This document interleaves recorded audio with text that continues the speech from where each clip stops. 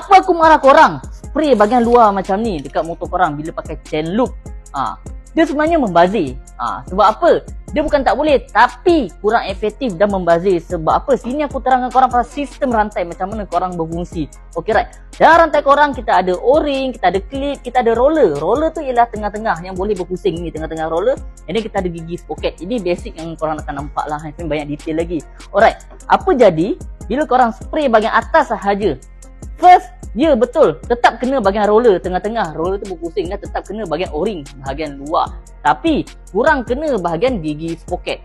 So bila kurang gigi sprocket korang kena minyak, so akan buat geseran antara roller dengan gigi sprocket korang tu akan jadi kasar. So buat rantai korang cepat jahanam, cepat rosak, ending rantai korang cepat berkarat dan sebagainya lah. Dan apa bezanya kalau spray cara rantai yang betul? Okey, cara spray rantai betul pula, kita galakkan spray bahagian tengah sini. Sebab apa? Okey, kenapa bahagian tengah? Tengah ni ada roller satu. Yang kedua ialah ada O-ring. So dia akan meresap bahagian tengah yang O-ring ni. Okay, yang ketiga, bila spray bahagian tengah, bila sprocket berpusing, automatik akan kena direct dengan gigi-gigi sprocket depan dan belakang. So dekat sini dua-dua dapat benefit, manfaat chain loop tu. So sebagai pelincir. So faham yang sistem kan? Okay, sebab tu kita cakap apa? Tapi ada orang kata, kenapa spray pakai chain loop metanol ni pula akan ada gami-gami yang getah-getah tu pula kan? Rosak ke rantai kan? Kalau kau tengok rantai aku pintangan pun ada gami-gami. Okey, gami-gami tu sebenarnya ialah additif tambahan yang kita buat khas untuk cuaca Malaysia.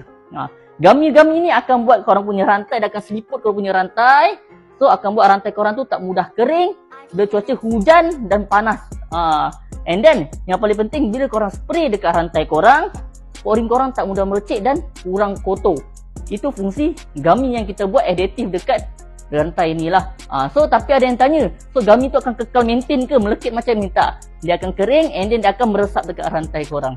Dan satu cara lagi, cara spray rantai dengan betul, bila korang lepas spray, biarkan at least 1 minit.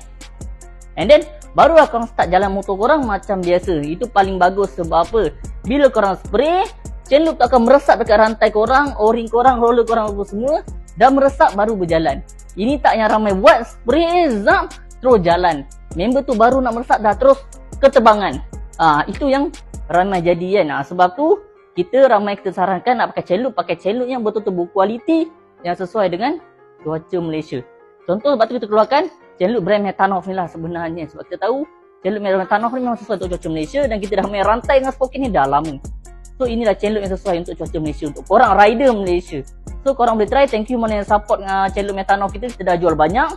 And then stock pun dah tak banyak. Thank you mana yang tak try pakai, boleh try pakai, tak ada masalah.